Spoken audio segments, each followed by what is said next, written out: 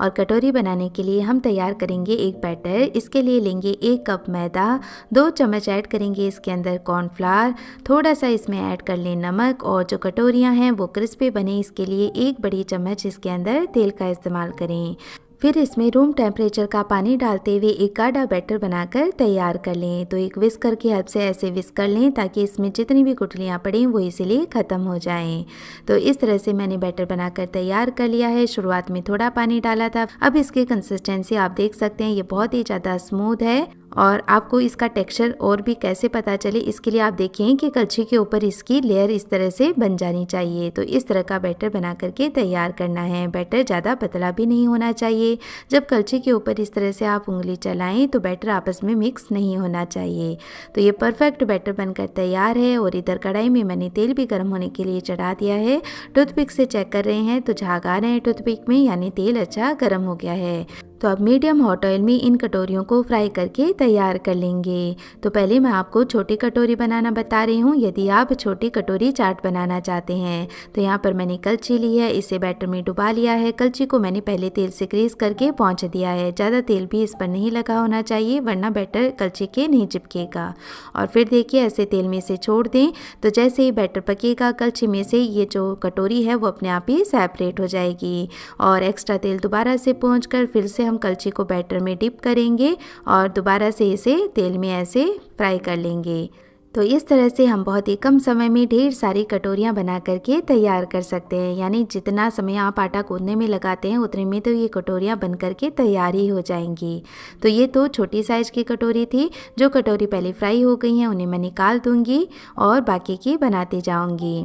तो बच्चों के लिए इस तरह से मैंने छोटी कटोरी बना करके तैयार कर ली हैं। और चलिए अब मैं आपको बड़ी कटोरी बनाना बताती हूँ। तो बड़ी कटोरी बनाने के लिए या तो आप किसी बड़े चम्मच का इस्तेमाल करें, या आपके पास मेरी तरह बड़ी चम्मच नहीं है तो इस तरह से तड़का पैन का इस्तेमाल करें।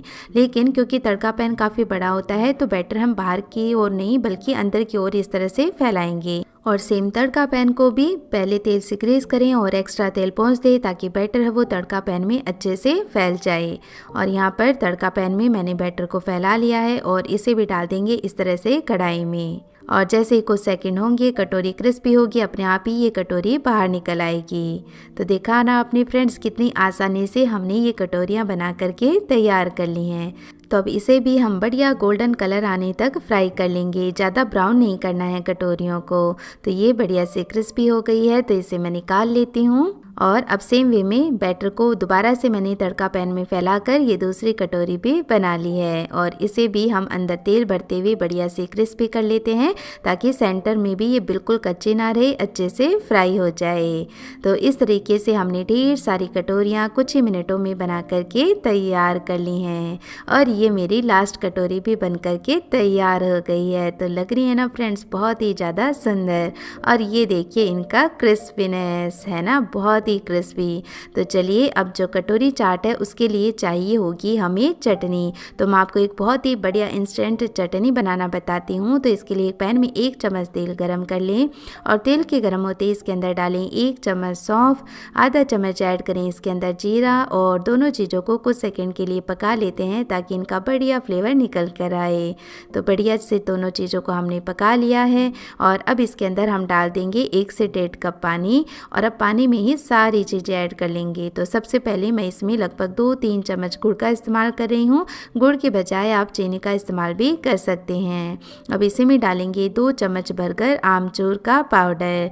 चटनी और भी ज़्यादा चटपटी बने इसके लिए मैं 1 चम्मच इसके अंदर चाट मसाला भी ऐड कर रही हूँ। और इसी के साथ चटनी का कलर बहुत अच्छा आए और ये ज़्यादा तीखी भी ना हो इसके लिए 1 चम्मच मैंने काश्मीरी लाल मिर्च का पाउडर इस्तेमाल किया है। आपको तीखी पसंद है तो आप नॉर्मल लाल मिर्च का पाउडर इस्तेमाल कर सकते हैं। अब इसमें 1 चम्मच डालेंगे भुने हुए जीरे का पाउडर, आधा चम्मच ऐड कर लें काला नमक, और स्वाद के अनुसार नॉर्मल नमक ऐड कर लेंगे। और नमक हमने 2 बार डाला है तो नमक ध्यान से डालें। बस बढ़िया से सारी चीज़ों को पका लेते हैं। विदिन 5 मिनट में ये चटनी बन करके तैयार हो जाती है। तो गुड़ को अच्छे से मेल्ट करने दें और गुड़ जब मेल्ट हो जाएगा तो 2-3 मिनट इसे हम और पका लेंगे। तो इस तरह से ये चटनी बना करके मैंने तैयार कर ली है। बहुत ही सुंदर चटपटी चटनी बनकर तैयार हो गई है। ये चटनी जब तक ठंडी हो रही है हम हरी चटनी भी बना लेते हैं। इसके लिए मैंने एक बंच हरा धनिया अच्छे से साफ करके ले लिया है। इसके पतले डंठल को हमें नहीं हटाना है। ग्राइंडर जार में हरे धनिया को डालकर इसमें 2 से 3 हरी मिर्च ऐड कर लें। आधा इंच अदरक का टुकड़ा जिसे मैंने छील लिया है और काट भी लिया है। आधा चम्मच डालेंगे इसके अंदर भुने हुए जीरे का पाउडर। थोड़ा सा डालें इसके अंदर काला नमक, स्वाद के अनुसार नॉर्मल नमक और इसे चटपटा बनाने के लिए 1 बड़े नींबू का रस डालेंगे और फिर इसमें ठंडा पानी डालते हुए सारी चीज़ों को बढ़िया से ग्राइंड कर लेंगे। और यदि आपके पास पुदीना पत्ती है तो आप उसका इस्तेमाल भी कर सकते हैं। तो ये हमारी हरी चटनी भी बन करके तैयार हो गई है। तो चलिए दोनों तरह की चटनी बनाकर हमने तैयार कर ली है। तो अब बना लेते हैं कटोरी में भरने के लिए स्टफिंग। तो इसके लिए 2 मीडियम साइज़ के उबले और ठंडे किए हुए आलू मैंने लिए हैं, जिन्हें छोटा काट लिया है मैंने। और इसी के साथ आधा कप उबले हुए काले चने भी मैं ऐड कर रही हूँ।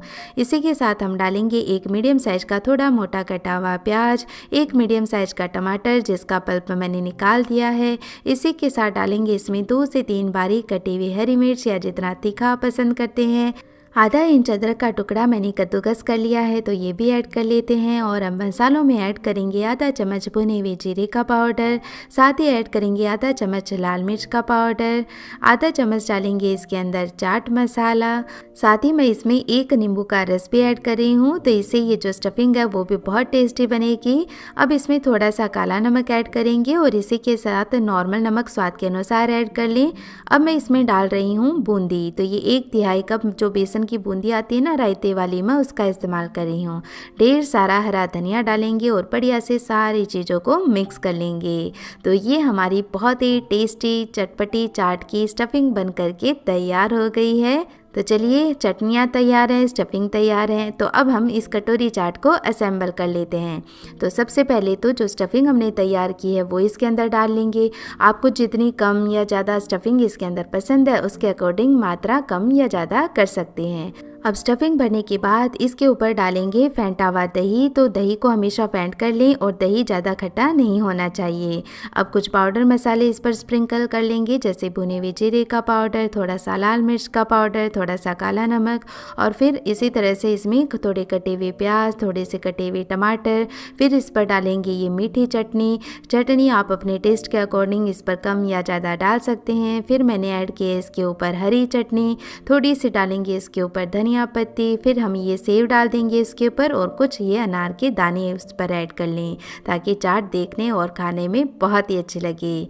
तो ये लीजिए फ्रेंड्स, हमारी सुपर इजी लेकिन ज़बरदस्त टेस्टी चाट बन करके तैयार हो गई है। देखिए ढेर सारी चाट इस तरह से आप एक साथ बनाकर तैयार कर सकते हैं। तो यदि घर पर कोई फंक्शन है या होली भी आने वाली है तो इस तरह से ये चटपटी चाट आप ज़रूर से बनाएं, सबको बहुत ज़्यादा पसंद आएगी। तो इस तरह से कटोरी चाट बनाकर आप डोंगे के अंदर रख सकते हैं। तो एकदम देखने में ये मार्केट स्टाइल कटोरी चाट से कम नहीं लगेगी।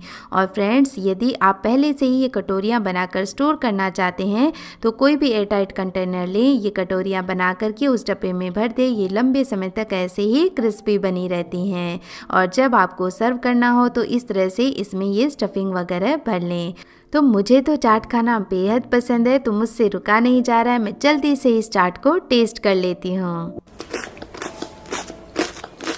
वाओ, सुना ना फ्रेंड्स, कितनी ज़्यादा बढ़िया क्रिस्पी चाट बन करके तैयार हुई है ना, ज़बरदस्त क्रिस्पी। और जबकि इस कटोरी चाट को बनाए हुए लगभग 1 से 1.5 घंटा हो गया है।